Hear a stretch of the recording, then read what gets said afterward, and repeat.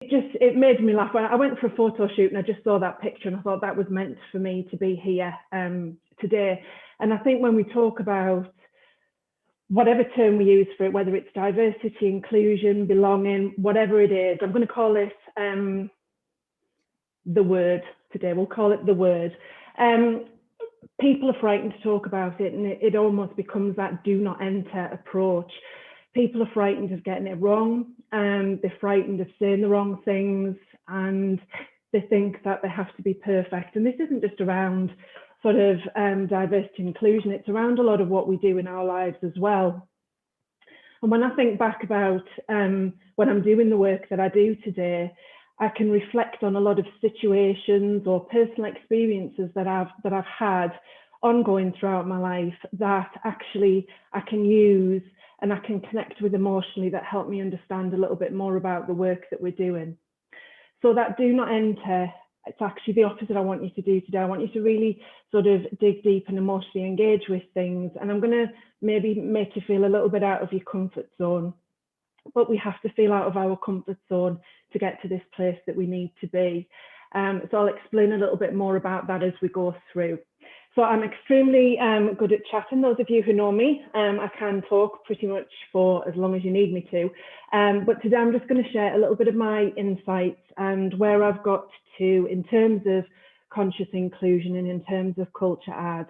And there will be some time at the end for questions. If people want to put things in the chat, I will try and pick those up as I'm going along. But as I've already caveated, the brain isn't that functional at the moment, so I will pick them up either now or at the end. But feel free to link in with me if you want to do anything on a one-to-one afterwards. More than happy to do that as well. So today for me, I look at everything as an opportunity to learn. So today I will learn something and I will take something away from today. And I think that's probably the biggest, if somebody says, what's your biggest bit of advice? And it's always to look for that opportunity to learn. And sometimes we block our thinking a little bit with that because we think, oh, well, I already know that. But actually we have to have courage in our learning as well. And we have to recognize that sometimes as we are learning things that they've changed, life changes. And especially when we look at diversity and inclusion, it's an ever-changing world and it's always growing and moving. So we have to have that courage, we have to have that intellectual courage to recognise that we have to unlearn and relearn on a regular basis around things that we do. So would I have talked about conscious inclusion when I started way back at Sage? I wouldn't have, no. I used to work on initiatives and all various elements of things, but I have really embraced the networks that I've grown and the opportunities that I've had to learn. And I've learned from people around me. And even last week, I've just posted on LinkedIn this morning about the power of networks. Even last week, some of what I'm going to talk about today was even prompting my thinking last week around how I do it. So it's always having that belief and that innovation to want to learn. And sometimes we allow ourselves to become really structured around things. We have to have everything in a box and we have to have a name for it. And even if we look at the freedom in some ways that the pandemic has given us in terms of the way that we're working, as we're looking for whatever that new normal is, we're already starting to put structures and constraints and formats and names around it. Oh, will we work at home? Will we work in the office? Will we have a hybrid? Why can't we just work? And it's about trying to take away some of those constricts and restraints that we find ourselves in. So as I talk today, this isn't about my experience of Karbon Homes. This is about all of my work. This is about things that I've learned right throughout my journey. So some of it is things I'm looking forward to implementing in Karbon Homes, but some of the things I'll talk about are experiences I've had outside of that organisation as well. So I'm hoping to learn from you today, and I hope that there's some things that you will find to take away from me today. And if not, I hope you just enjoy the event anyway.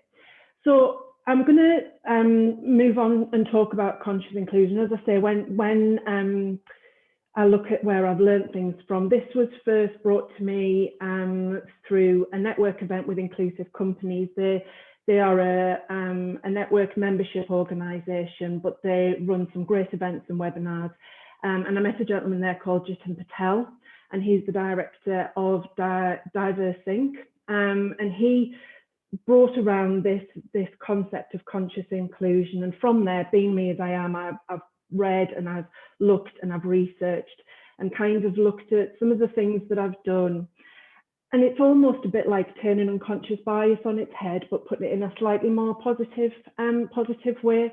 So I'll move on to how we get to there, but hopefully I'm going to be able to share a slide here. She says, the power of technology. Moving on with where we are. Let me see if I can share. Oh, no, I can't. Well, I don't need to share. I can. So has anybody heard the phrase, diversity has been invited to the party, inclusion has been asked to dance? Nods, thumbs up. How do we feel about that? Has anybody got any sort of particular comments on that? Do we think it's a good phrase? Do we think it sort of embraces what we're trying to do? I think it's a good phrase, but obviously it needs explanation to a lot of you and I and lots of other people know what it means, but it needs a lot of digging, I think, doesn't it? Yeah, I think Di, in an earlier session that we'd been involved in, I think someone made a really good point that inclusion shouldn't have to be asked to dance. Mm-hmm. I don't know if that's what you're thinking. Yeah, I think it's for me. I think it's a good starter. It's a good starter for 10. But actually, even just going back to diversity being invited to the party, if we look at that, that's about numbers. And we often do that in our organisations. We'll work on a deficit model of looking at where we are underrepresented and start basing it on that. And then we will try and be inclusive. We'll ask people around what that looks like. And we'll ask them to the dance. But what we haven't actually considered in some of that is, what if people don't even want to come to the party? What if they don't like parties? What if actually they're vegan? What if they don't dance? What if they can't dance? What if they want to dance in a certain way? Are we considering all of that? Or actually, when we think about inviting people to the party and we think we're doing the right thing, is that party where they want to be? Is that actually a place that they feel comfortable to be themselves? And I think it's, you know, when we hear in organisations, quite often when we survey, people will say that they aren't paid enough. What do you do different? What's wrong with where you, well, I'd like to get paid more, my pay is not enough. And we often have seen in organisations where they won't even sort of embrace that, and they won't even, we're not going to cover pay on this. But actually, sometimes if people are reaching out and telling you that they're not getting paid enough, they may be telling you something else. So it's understanding, the same as when you're inviting people to the dance, what matters to them, what actually do they want from it, what's important to them. So if I don't think I'm getting paid enough, is it that I'm not happy with work and I think I do a better job than my manager? Is it that I don't have the tools to do my job with? Is it actually that I've got stuff going on at home and I really need some extra cash? It could be all of those things. So it's not just about asking that first question, do you want to come to the party? It's then about exploring, if they don't, well, why don't they? But actually, you've got to create that environment to give them the confidence to be able to do that. And if we keep having these structured environments, we're not always giving people the voices that they need to be able to tell us why coming to that party isn't for them. What is it that isn't right for them? What would it need to be to make them come to the party? If they've got an individual voice, if they're different to everybody else, do they feel confident in being able to share their opinion? Or actually, do they just go along with things? So if we consult in our organisations and if we're asking people, what are they thinking and what do you think we should do? And even around these ways of working, have we actually made them feel included enough? Have we actually made them feel that they are such a part of that organisation? And do we give them the confidence to be able to voice their opinion, even if it's different to everybody else's? So rather than having the diversity been invited to the party, inclusion been asked to dance, I came across a phrase a couple of years ago, and I've not actually been able to really replace it because it really fits well with what I think. And This was written by Diane Rickler. Sorry, I'm just looking at my other screen as I read it out there. And she was the past president for Inclusion International. And she stated that inclusion is not a strategy to help people fit into the systems and structures which exist in our societies. It's about transforming those systems and structures to make it better for everyone. Inclusion is about creating a better world for everyone. So I'll often talk about this in terms of square pegs and round holes. And if we keep our structures as they are, we might have lots of round holes in our structures that we're not aware of, because the round holes have always worked for the rest of us. But actually along comes a square peg, and it's really hard to push that square peg into that round hole. And actually what you end up doing, if you try and squeeze them into that structure, if you try and get them to fit into your culture, you shave off the edges of their square peg, and that might be the most valuable piece of that person. That might be what you saw in them in the first instance. And that is where you get culture add from. So rather than getting people to fit into your organization, rather than getting them to fit into your structures, be more open and enable that innovation and allow people to add to your culture. There's nothing worse than being told that you don't fit in. And I was told that in one of my organizations. Now, for somebody that works in diversity inclusion, to get told that something that you're saying isn't right isn't unusual. So for me, it was okay, because I just thought, bring the challenge on, let me see what I can do with this. You're telling me I don't fit in, you're damn right I don't fit in. I don't want to, I want to add to what your organisation is. But for some people, been told that they're not a right fit for the organisation, or they're not a right fit for the team, without really understanding anything other than they're just not like you, or they don't fit into those structures that we've already had, you lose a great part of that person. Not only by shaving their corners off do you lose those bits, but you also lose a huge amount of their personality, because they can't bring their whole selves to work. So this morning I started off telling you that I'm not myself this morning. I feel comfortable in myself to do that. I feel comfortable to tell you the pandemic's taken its toll and I've crashed a little bit.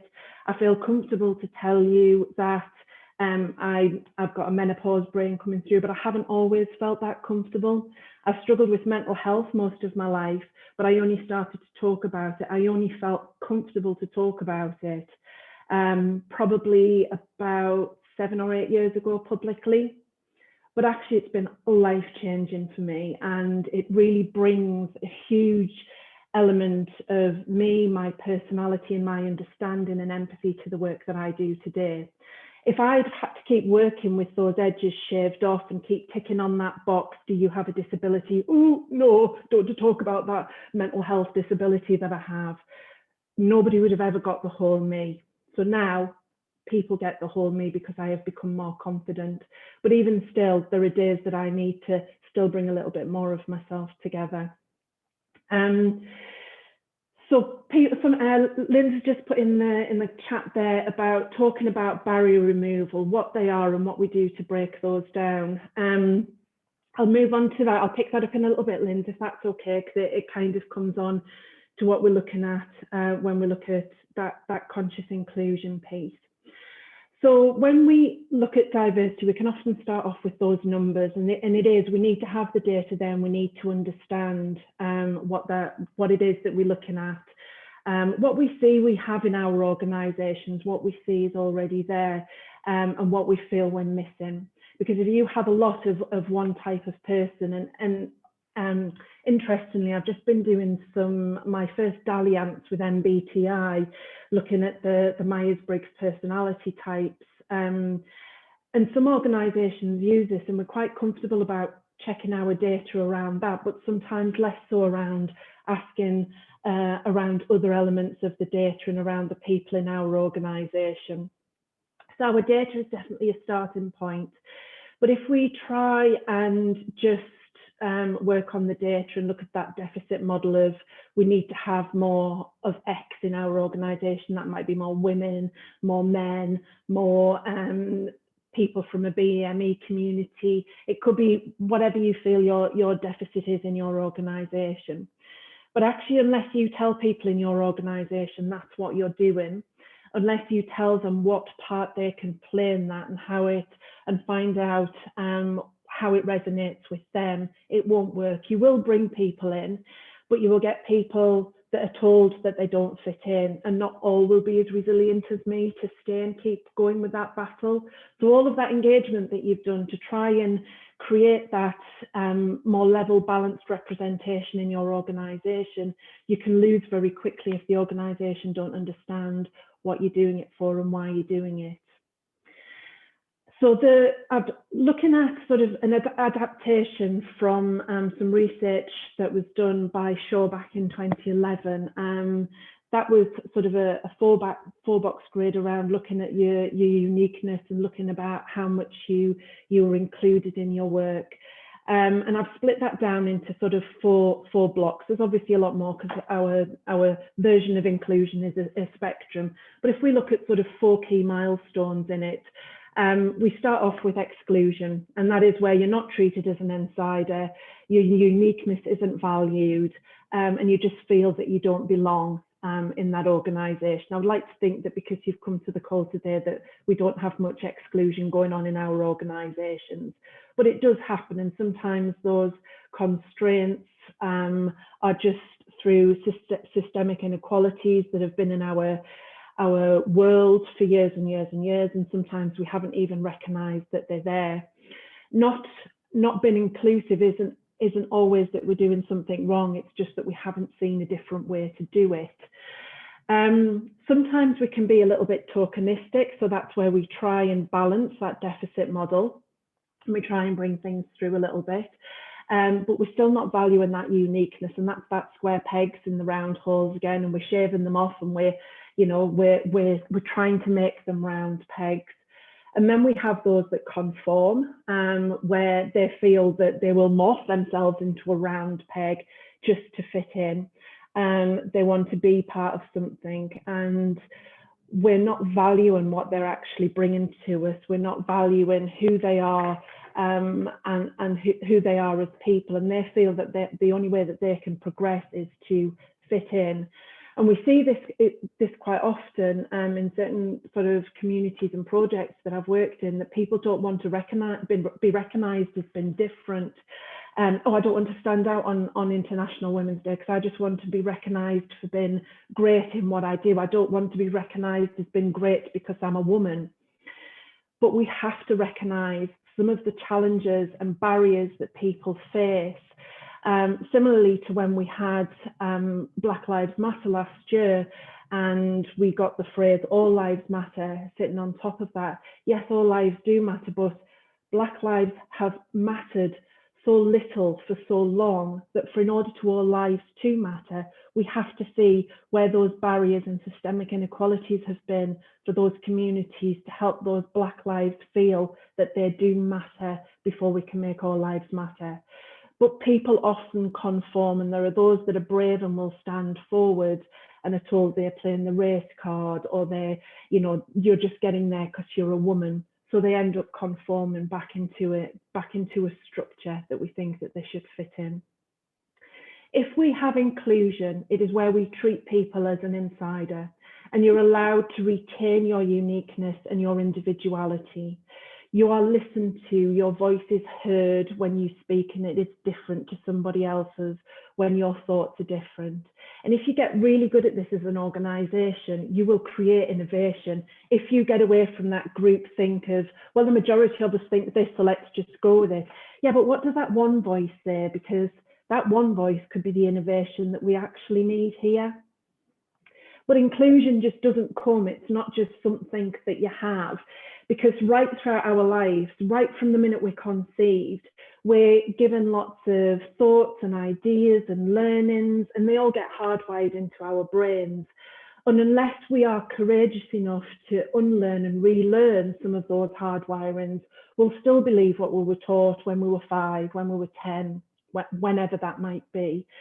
So I won't naturally be fully inclusive of everybody around me because people look different to me. They have different interests to me. They work in different places to me. I have to consciously think about those people. I have to consciously think about people who are different to me, people who think different to me. I'm quite extrovert, I guess, in the way that I am, and I see my thinking as this huge, big field of flowers, and why can't everybody see the field of flowers and the opportunity that I'm seeing, but not everybody does. So I have to be conscious in terms of that not everybody takes this overwhelming big field of flowers that I see, and some people like to just see the plant and how that first seed is nurtured. And it doesn't mean that I have to change who I am and also think like that. What it means is that we have to talk to each other about how they see a seed and they like to see how it grows stage by stage. And I just see the big flowers and I need some help to bring that into a bouquet. So conscious inclusion is something that we need to do to think about. So when we're looking at diversity in our organisations, it's about how do we engage everybody in that conscious inclusion? What's in it for them? Why should they bother? Why should they be part of that? Actually, for them, there's a great opportunity for them to learn.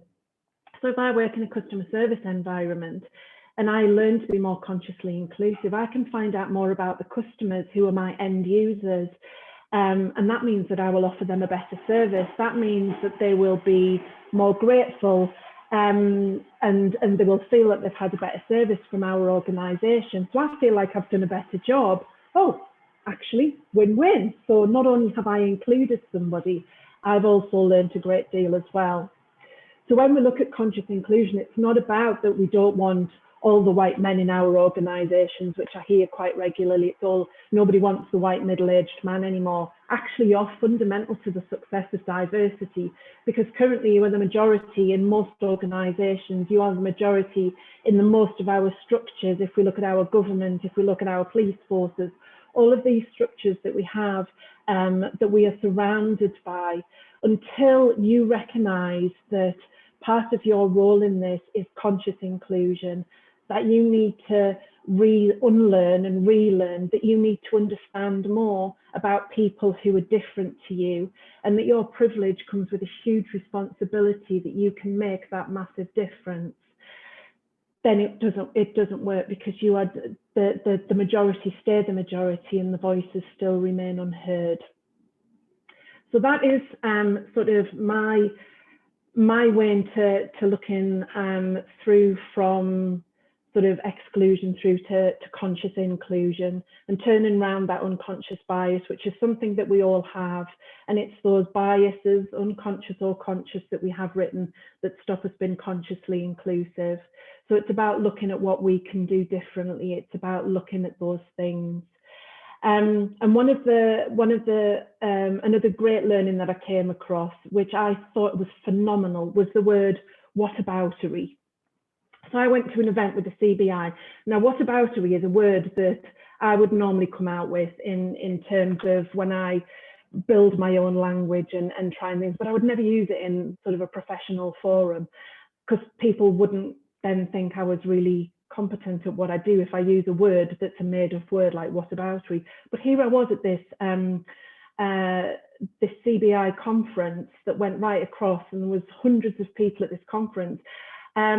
And this gentleman comes out with whataboutery, and I was like, oh my God, it's okay to say words like whataboutery. We can do it. So even that recently, this only happened sort of a month or so ago. And even I am learning and building confidence that actually, if I think it's whataboutery, then let's use that word. So whataboutery is when we're trying to be that conscious inclusion, but what about? We can always find a whataboutery. I want us to get from talking about it, what about this and what about that? I want us to do, I want us to make action. I want us to start working together. And it would be great if as a region we could start working together to do more than just talking about it. And that is my whataboutery. So I'm going to hand over to yourselves. So I'll go back to what Lynn's asked earlier around barrier removal. We won't always know what the barriers are. What we need to do is to have that confidence to strip back every process or every interaction that we have that touches a person, be that your end user, your customer, be that somebody internally. And even if you don't recognize it, so I might go through a process and think, oh yeah, this works really well for me. Yeah, I think this is really good. But actually, do you challenge the opposite of what you think? So should we do a video call today? Well, what would happen if we didn't do a video call today? How else would we do it? Because quite often, if we look at things like that, we don't only break down barriers for some people, we actually make it better for everyone. I know in the police, quite interestingly, they wanted to get more women into firearms. So they decided that they would make the weapons smaller and more lightweight so that women could manage the firearms, and they would encourage more women coming into firearms. And we were just in a forum about this, and I said to them, but what about the men with small hands? What about the men who want to light a firearm, who want to have a more comfortable day at work? Would we not want that for them? So actually, just by making things better for some people, we often make it much better for everybody. So I think we've just got to think about that rather than thinking we're adapting just to help somebody that might have a disability. Actually, if we make that adaptation, does it not just make it better for everybody in terms of what we're doing? So it's not always about having to get people to ask for something different to remove those barriers. It's about actually what makes it a better situation for everybody.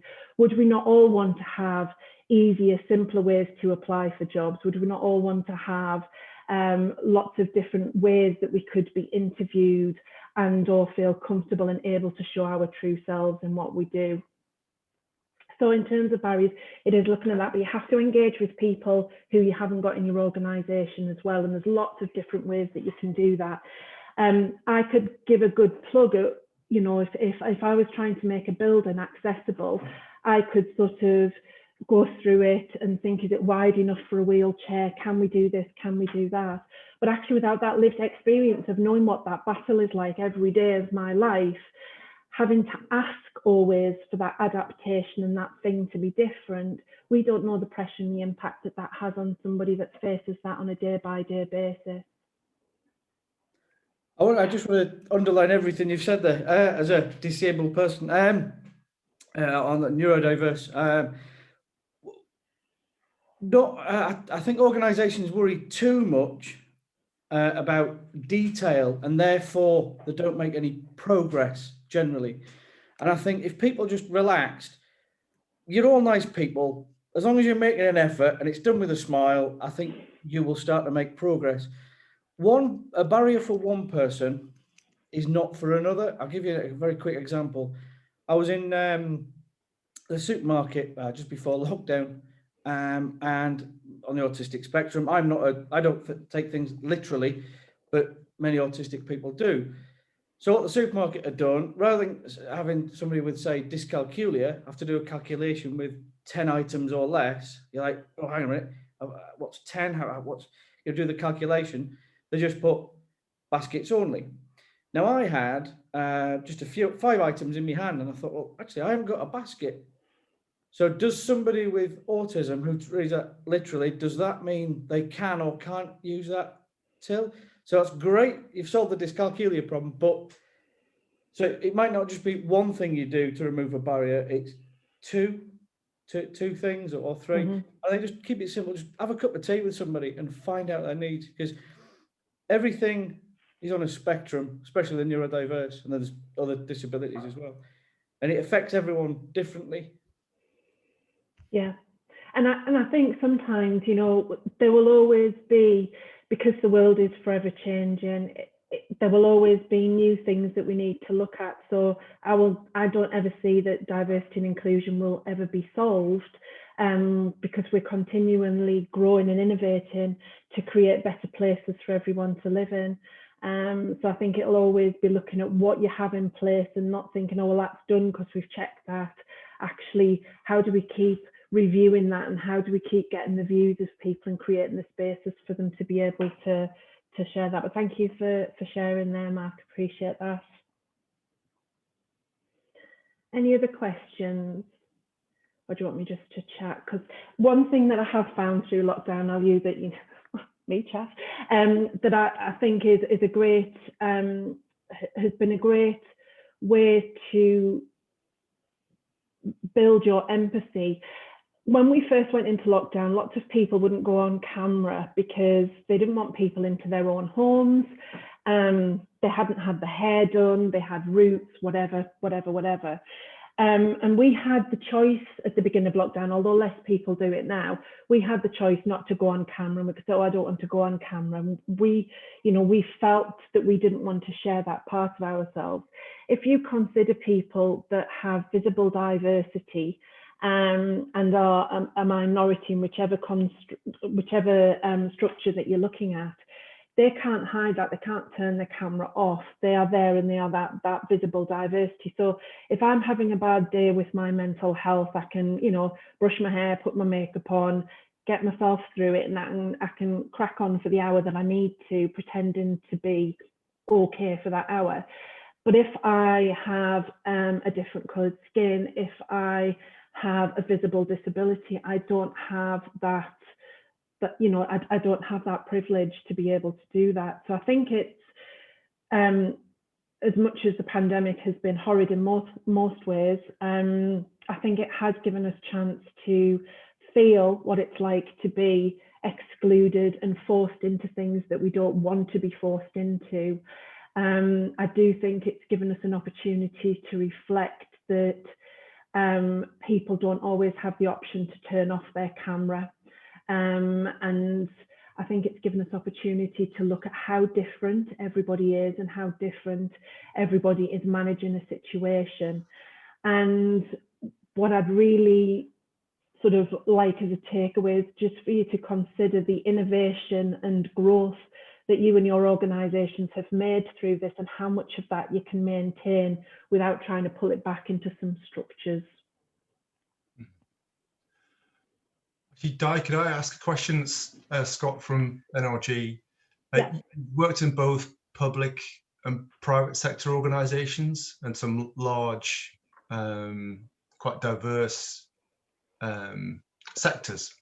What I wanted to ask was, have you noticed the difference between the approach to diversity and what I was talking to Chico about this the other day, actually, and what I'm interested in is chief execs realising the benefits from getting on board with diversity. Sometimes the profit or focusing too much on the bottom line can cause you to become very narrow-minded.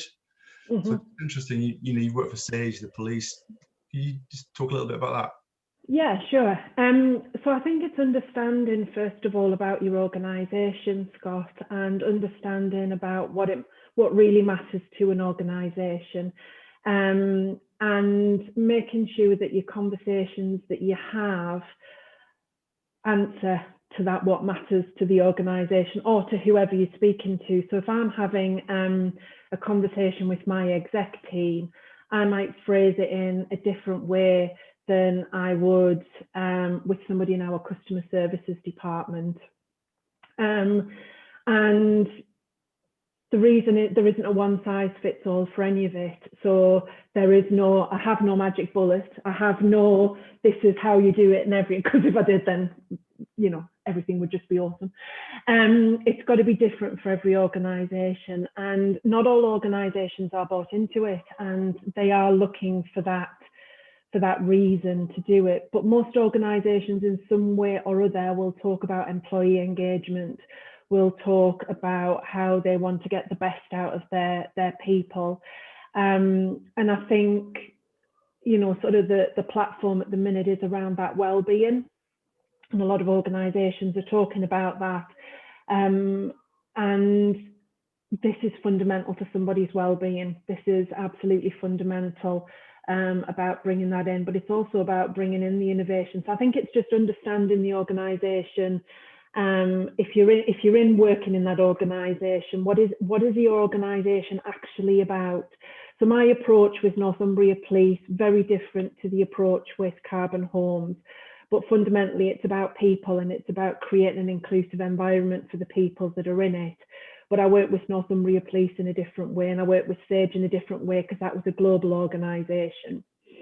So it's looking at that and creating I think ultimately that platform for people to be able to tell you exactly what it is they would like, or what matters to them, what they feel about certain things happening in an organisation, as opposed to quite often in survey questions, we'll ask a question where we know what we want the answer to be. Sorry, I'm just going to have to introduce my little friend to the session. He's just crying there. Introducing sort of questions where we think we want the answers for, but you have to give people the space to be able to share what it is that they really feel and what it is that they really want from something as well. And if ultimately a chief exec, all he wants is, you know, a big shiny accreditation, or to be recognised as a company for X, Y, and Z, then it's a way, how do you get that? And yes, I know. How do you get that accreditation? But actually, how do you make people feel awesome on the way there as well? Because you can work at different ends of your organisation to make people in it feel valued, but also to achieve what your chief execs are wanting as well. Yeah, just to finish off on that, just for me, it's about if you're not a diverse, inclusive organisation, the flip side of that is to be excluding people, then you're excluding talent. You know, Mark talked about neurodiversity, and that can sometimes be forgotten. It's about how you get them the most from your employment, you know, employing the right people, retaining them, developing them. If you're excluding people, it you know, it just can't be right. Yeah, absolutely. And I know there's a gentleman I used to work with who is a wheelchair user, and he loved lockdown because all of a sudden he was the same as everybody else.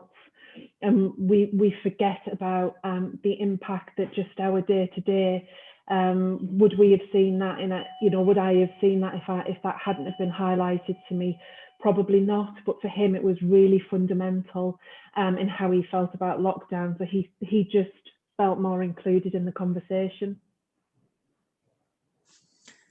The one thing that I would kind of also add to that, certainly with Scott's question in terms of how do we get chief execs bought in, this may well be my own kind of confirmation bias in terms of the data that I will tend to seek will be one that supports the kind of diversity and inclusion, but all the data that I've seen out there shows the positive effect. So whether that be a McKinsey study saying that gender diverse firms commercially outperform their competitors by 15%, those that are ethnically diverse outperform by 35%, whether it's the data from Boston Consulting Group saying that that organizations that are more diverse in their leadership teams have a 19% increase in innovation revenue and a 9% increase in EBIT, etc. The data is all there.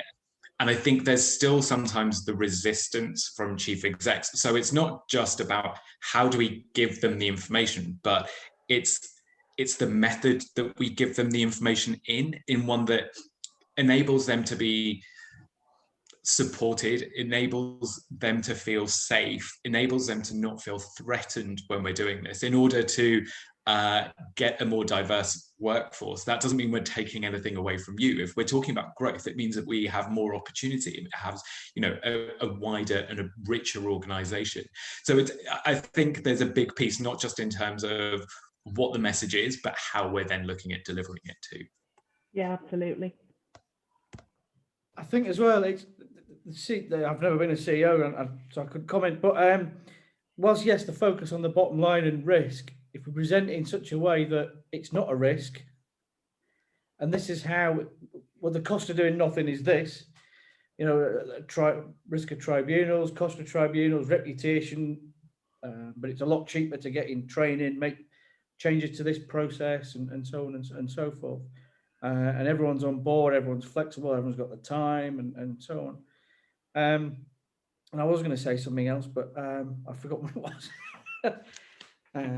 Yeah, so also the different people bring different talents generally, but like so the neurodiverse, we've got a certificate to say we're organised, we cut through all the meandering and small talk, and we go, just get on with it.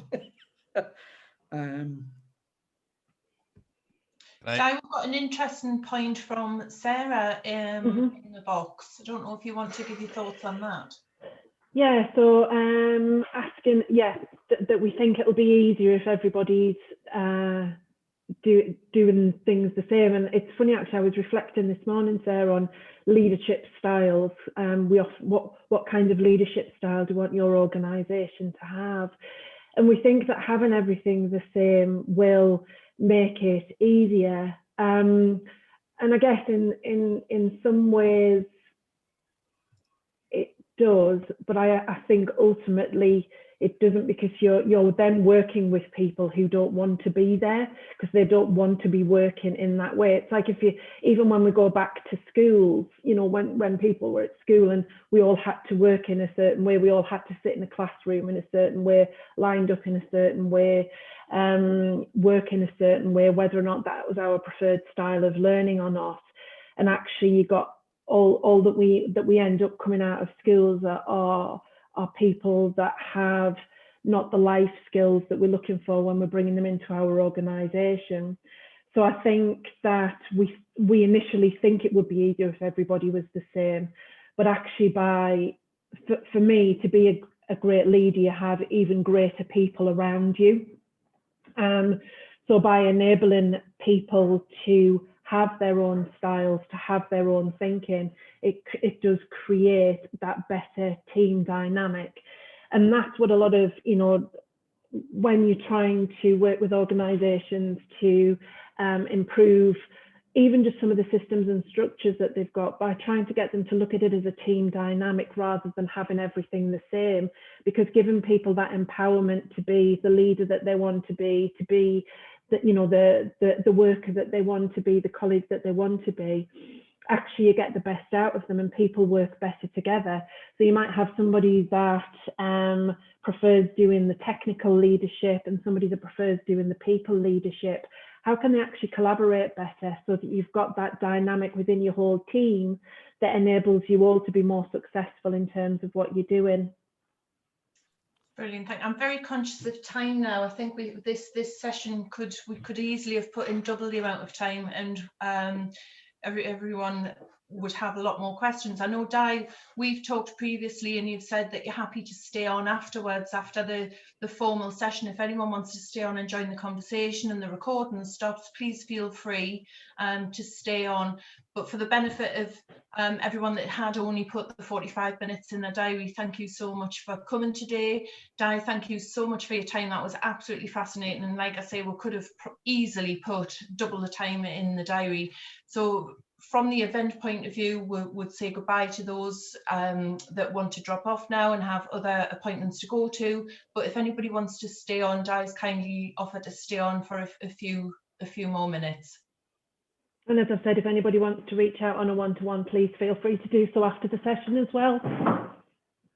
Fantastic. And Di, you're very active in the D&I group and the belonging group, so anybody can reach out to you on there quite easily. Absolutely. Yeah, of course, that would be brilliant. Great. I think we're all losing a few, but I think we have got a few want to stay on and talk to you.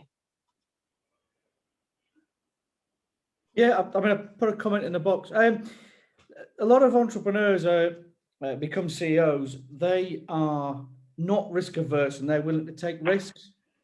And so this wall we've got in front of us with that's the barrier. If those